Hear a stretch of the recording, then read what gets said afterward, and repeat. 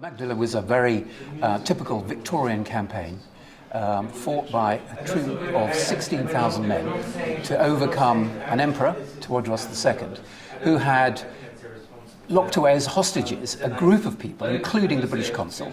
The British army set off. Strategically, it was quite an impressive campaign, but when they got to the mountain fortress of Magdala, they decimated the force of the emperor. The emperor took his own life, in fact. But thereafter, they began a process of looting and plundering, which swept far beyond the battlefield. It went into the actual treasury of the emperor, and also into the sacristy and church thereby. And that is so critical because that goes beyond traditional looting. That becomes acts of sacrilege, if you like. Well, perhaps the most important objects and the most significant from a cultural restitution point of view were the tabots, the sacred plaques, which are really the heart and soul of the Ethiopian Orthodox Church.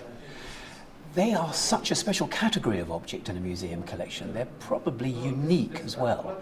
Since most of them entered the collection just after the battle in 1868, they have never been exhibited. They have never been put on display. They've never been made available for study. They haven't even been photographed. So it begs the question, what's the British Museum doing with these tablets? What are other people doing with these tablets? Now, what's interesting is that the museum recognise that these are very sacred objects. It's not just that they were looted. The British Museum is full of looted objects. It's more a case that they have such deep religious significance that they can never be exhibited. They can never be studied. In fact, not even by the museum's own curators. Well, the museum have a very strong Act of Parliament, a statute in law, which effectively has a presumption against any kind of repatriation. Except when the British Museum Act was compiled back in 1963, they recognised that there might be a few exceptions. And one of those exceptions they described as objects unfit to be retained. Now, I would say that an object which can never be exhibited, can never be studied, can never be photographed, can never be accessed, locked away in a vault, rather does meet that definition of unfit to be retained. So our hope is that we can enforce on the trustees the fact that we wish them to comply with the Act, not to commit a breach of the Act, but to comply with the Act by themselves agreeing, using their discretion, which only they, not the executive, and not even the government, can implement. But they have the discretion to actually effect the return of the 11 tablets to Ethiopia, which would be an act of great friendship, but also would be such an important act in terms for the Ethiopian church itself. The heart and soul of the church would be restored. I suppose it's true to say that most people don't know about the Abyssinian campaign of 1867, 1868. It is a very little known story. I think people know about, for example, the Benin Bronzes far more than they know about the Abyssinian campaign. Directly after the battle was fought, literally 2 days later, as was normally the case in the Victorian period, a prize auction was held.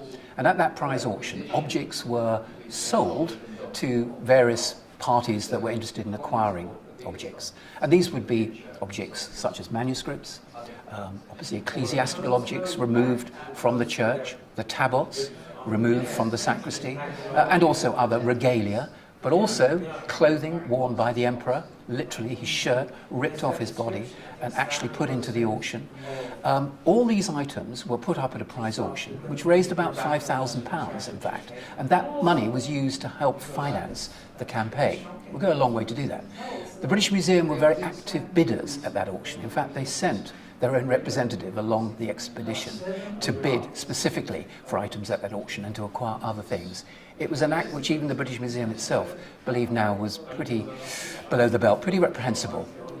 So the British Museum acquired a lot of items, but so did many others, including various officers, senior officers, one of whom, in fact, returned to his hometown of Edinburgh, donated one of the tabots to the church, the Episcopal Church in Edinburgh, and only a few years ago, in fact, it was rediscovered by a reverend in the church, who identified it as a tabot and returned it to Ethiopia without any fuss, without any drama, without any administration. Now, the problem is that the British Museum is tied by the statute of law, which means they are forbidden by law to return items. Not the tabots, I believe, but the other items. And that applies as well with the Benin bronzes.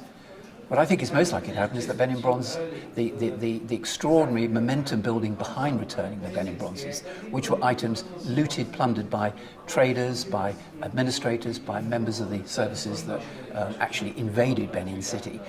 The moral and ethical pressure is building up there very strongly. I think that might help build up the moral and ethical pressure to return other Magdala objects which are scattered around the UK in different private and military collections.